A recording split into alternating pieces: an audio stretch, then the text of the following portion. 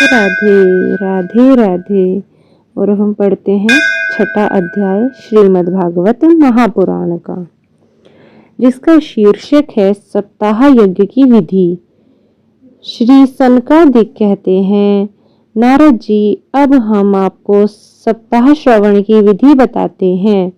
यह विधि प्राय लोगों की सहायता और धन के साध्य की कही गई है। पहले तो यत्न पूर्वक ज्योतिषी को बुलाकर मुहूर्त पूछना चाहिए तथा विवाह के लिए जिस प्रकार धन का प्रबंध किया जाता है, उसी प्रकार धन की व्यवस्था इसके लिए करनी चाहिए। कथा आरंभ करने पर भाद्रपद, अश्विन, कार्तिक, मार्गशीर्ष, आषाढ़ और श्रावण, ये 6 महीने श्रोताओं के लिए मोक्ष की प्राप्ति का कारण है। इन महीनों में भद्रा, व्यतिपात आदि कुयोगों को सर्वथा त्याग देना चाहिए तथा दूसरे लोग जो उत्साही हो उन्हें अपना सहायक बना लेना चाहिए। फिर प्रयत्न करके देश देशांतरों में यह संवाद भेजना चाहिए कि यही कथा होगी। सब लोगों को सपरिवार पधारना चाहिए।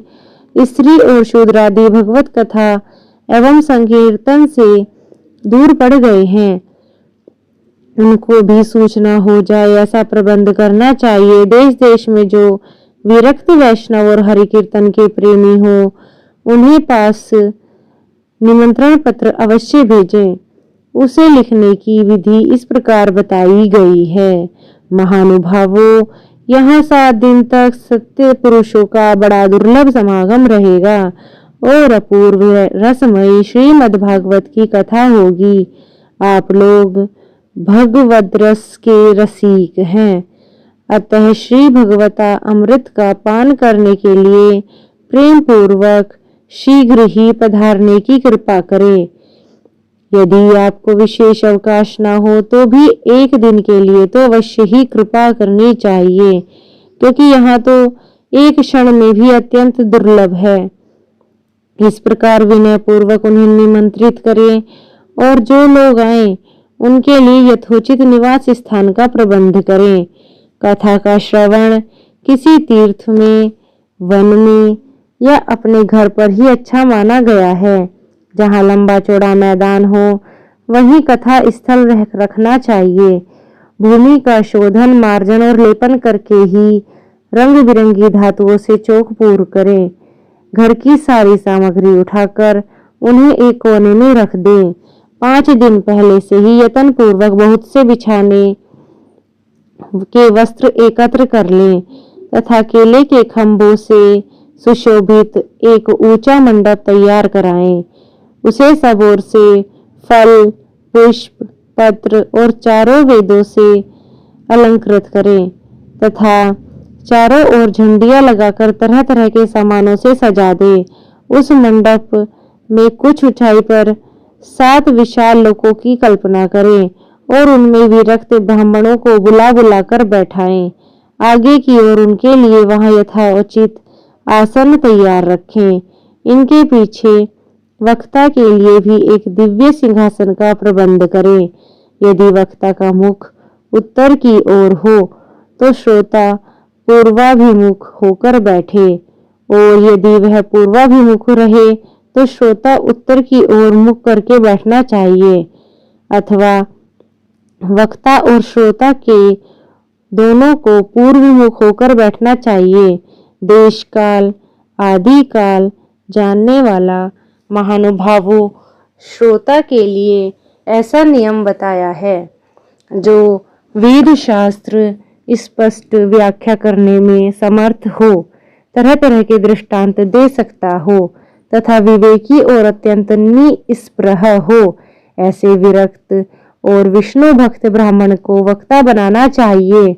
श्रीमद् भागवत के प्रवचन में ऐसे लोगों को नियुक्त करना चाहिए जो पंडित होने पर भी अनेक धर्मों के चक्कर में पड़े हुए स्त्री लंपट और पाखंड के प्रचारक हों।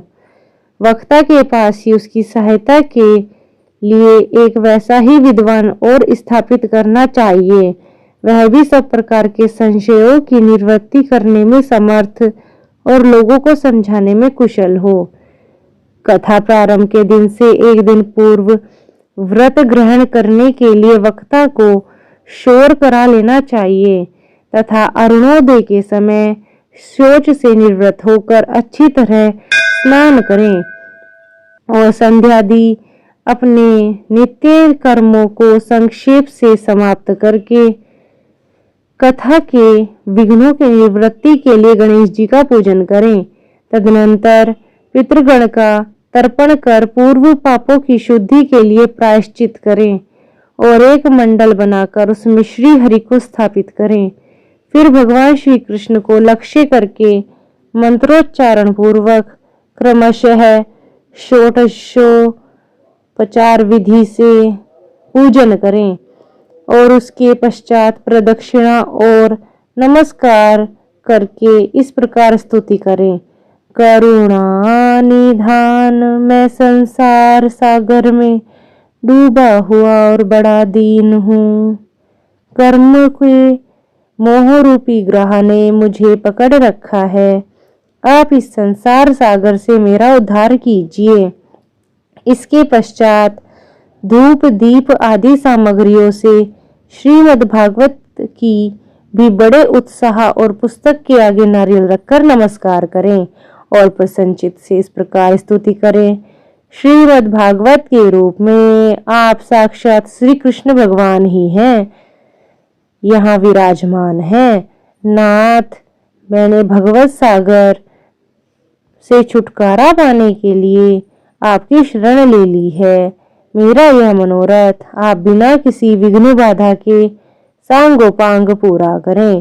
केशव, मैं आपका दास हूँ। इस प्रकार दीन वचन कहकर फिर वक्ता का पूजन करें, उसे सुंदर वस्त्राभूषणों से विभूषित करें और फिर पूजा के पश्चात उसकी इस प्रकार स्तुति करें। सुख स्वरूप भगवान, आप समझाने की कला में कुशल हैं और सब शास्त्रों में पारंगत हैं। कृपया इस कथा को प्रकाशित करके मेरा अज्ञान दूर करें।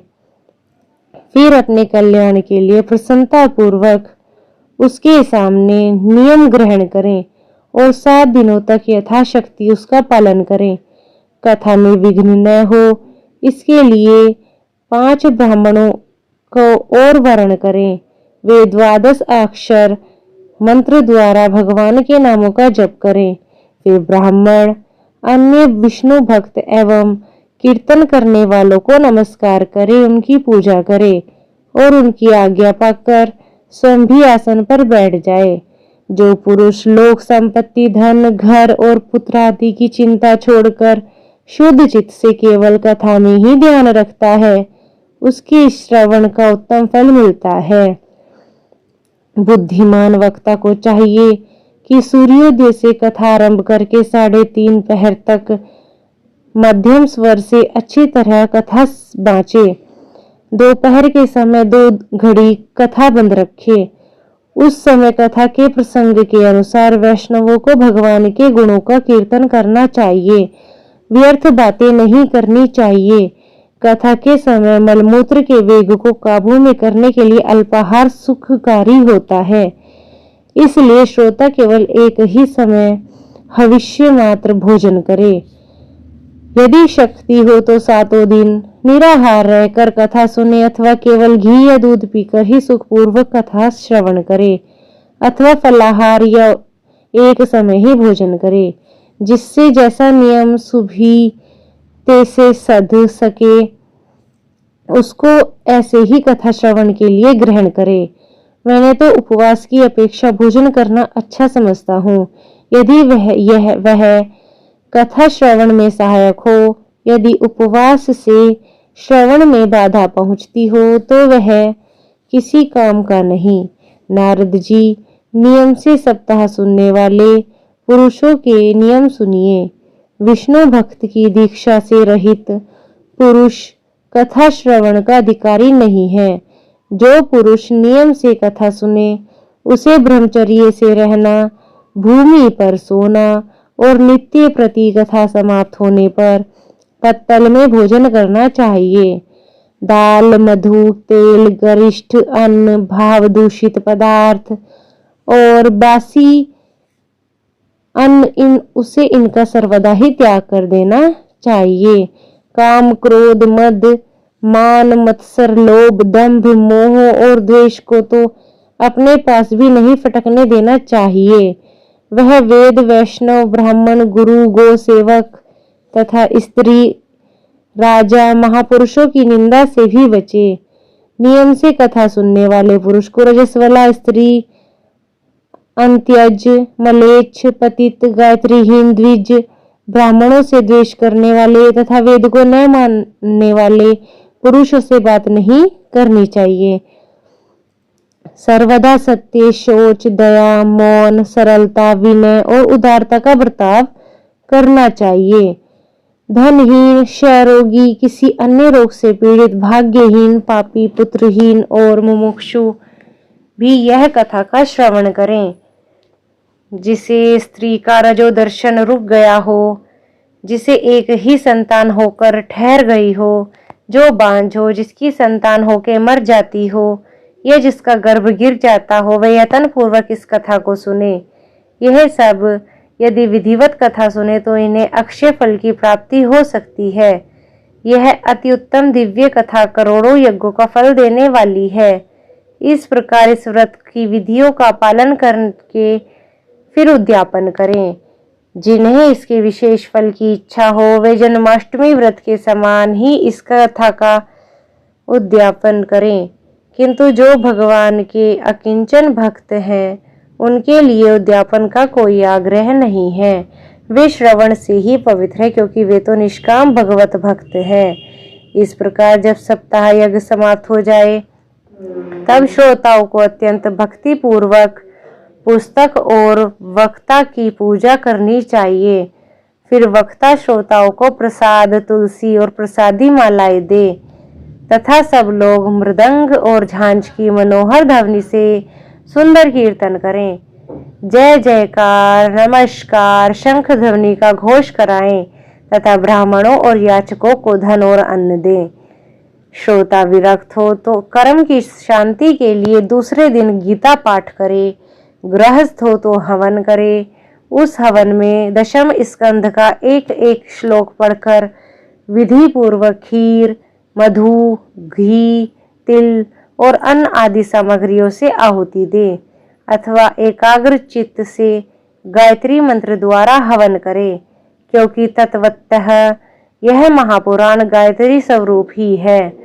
होम करने की शक्ति न हो तो उसका फल प्राप्त करने के लिए ब्राह्मणों को हवन सामग्री दान करे तथा नाना प्रकार की त्रुटियों को दूर करने के लिए और विधि में फिर जो न्यूनता अधिकता रह गई हो उसके दोषों की शांति के लिए विष्णु सहस्त्र नाम का पाठ करें। उससे सभी कर्म सफल हो जाते हैं, क्योंकि कोई भी कर्म इससे बढ़कर नहीं है।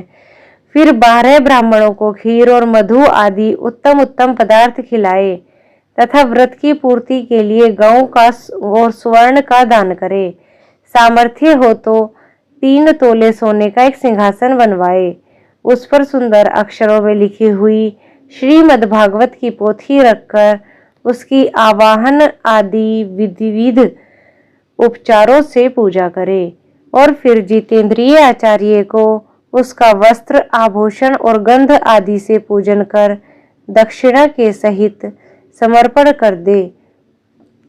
यूं करने से वह बुद्धिमान दाता जन्म मरण के बंधों से मुक्त हो जाता है। यह सप्ताह परायण की विधि सब पापों को निवृत्ति कर देने वाली है। इसका इस प्रकार ठीक ठीक पालन करने से वह मंगलमय भागवत पुराण अभिष्ट फल प्रदान करता है तथा अर्थ, धर्म, काम और मोक्ष चारों की प्राप्ति का साधन हो जाता है। इसमें संदेह नहीं है। सनकादि कहते हैं, नारद जी, इस प्रकार तुम्हें यह सप्ताह श्रवण की विधि हमने पूरी पूरी सुना दी है। अब और क्या सुनना चाहते हो? इस श्रीमद् भागवत से भोग और मोक्ष दोनों ही हाथ लग जाते हैं।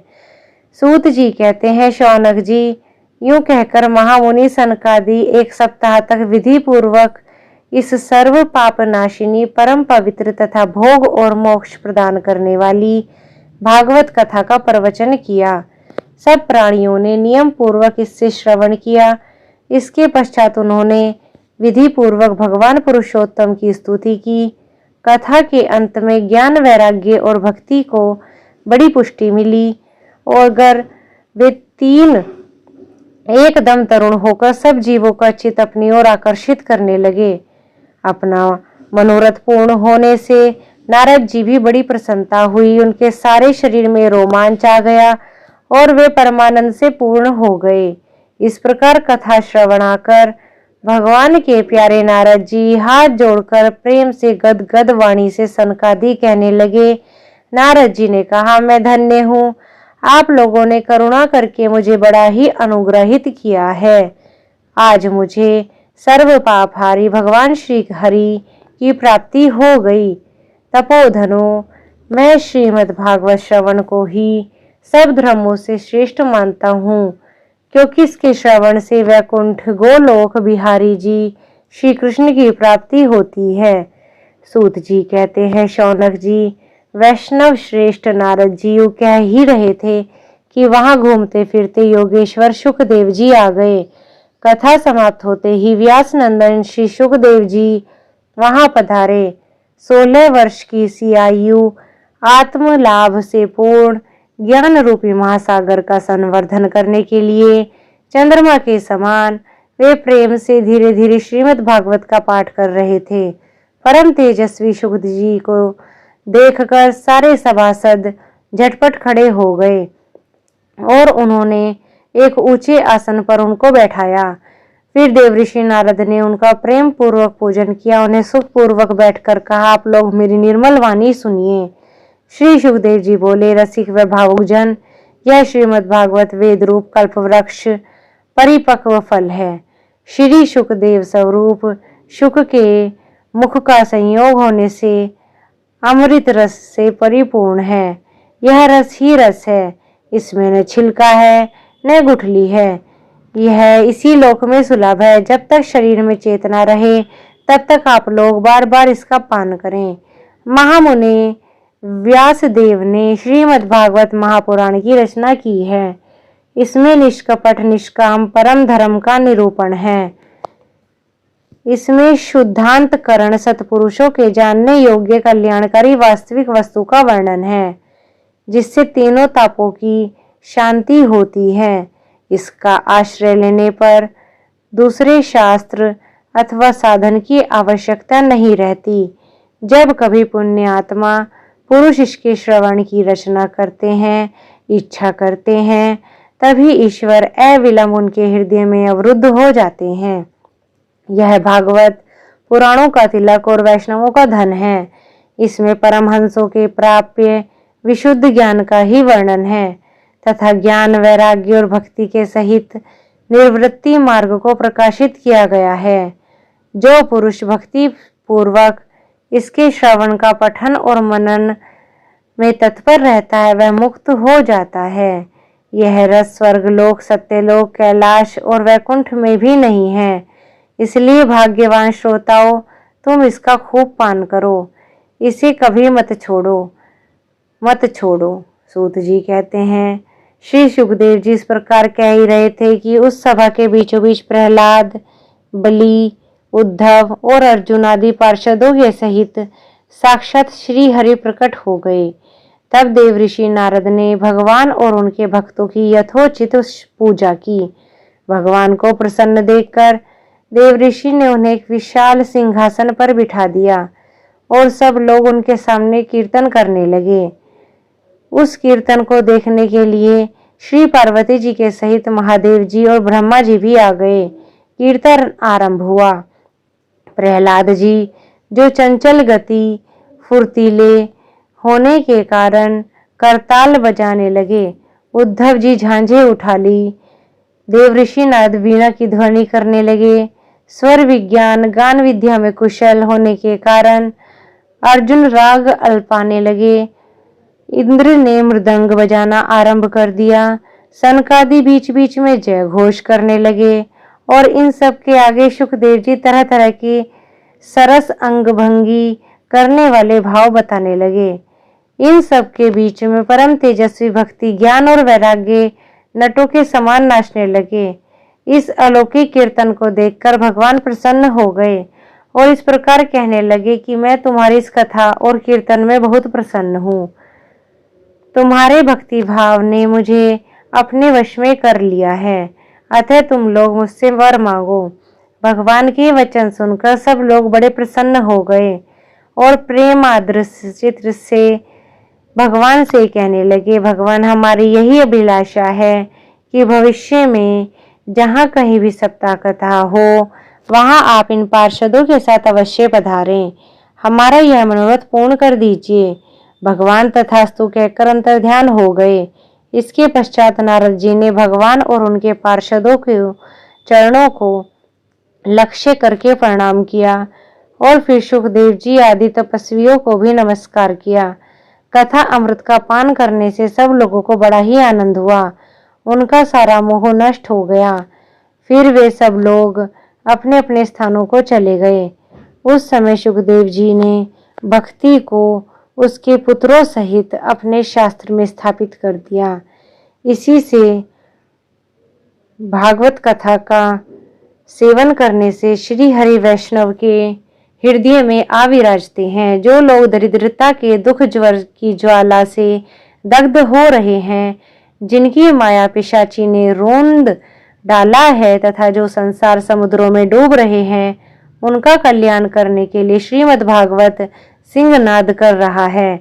शौनक जी ने पूछा, सूत जी, सुखदेव जी ने राजा परीक्षित को, गोकर्ण ने धुंधुकारी को और सनकादि ने नारद जी को किस किस समय यह ग्रंथ सुनाया, मेरा यह संशय दूर कीजिए। सूत जी ने कहा, भगवान श्री कृष्ण के सब धाम गमन के बाद कलयुग के 30 वर्ष से कुछ अधिक वर्ष बीत जाने पर भाद्रपद मास की शुक्ला नवमी को सुखदेव जी ने कथा आरंभ की थी। राजा परीक्षित के कथा सुनने के बाद कलयुग के 200 वर्षों को बीत जाने पर आषाढ़ मास की शुक्ला नवमी को गोकर्ण जी ने यह कथा सुनाई थी। इसके पीछे कलयुग के 30 वर्ष और निकल जाने पर कार्तिक शुक्ला नवमी से सनकादि ने यह आरंभ की थी। निष्पाप शौनक जी, आपने जो कुछ पूछा था उसका उत्तर मैंने आपको दे दिया। इस कलयुग में भागवत की कथा भवरोग की रामबाण औषध है।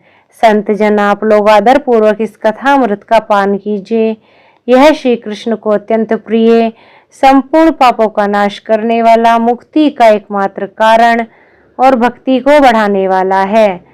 लोक में अन्य कल्याणकारी साधनों का विचार करने से और तीर्थों का सेवन करने से क्या होगा। अपने दूतों को हाथ में पाश लिए देखकर यमराज उनके कान में कहते हैं, देखो यह भगवान की कथा वार्ता में मत्त हो रहे हैं, उनसे दूर रहना। मैं औरों को ही दंड देने की शक्ति रखता हूँ, वैष्णवों को नहीं। इस असार संसार में विषय रूप विषय की आसक्ति के कारण व्याकुल बुद्धि वाले पुरुषों, अपने कल्याण के उद्देश्य से आधे क्षण के लिए भी इस शुभ कथा रूप अनुपम सुधा का पान करो। प्यारे भाइयों बहनों, निंदित कथाओं से युक्त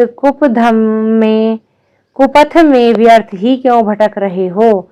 इस कथा के कान में प्रवेश करते ही मुक्ति हो जाती है। इस कथा के बारे में इस बात के साक्षी राजा परीक्षित हैं।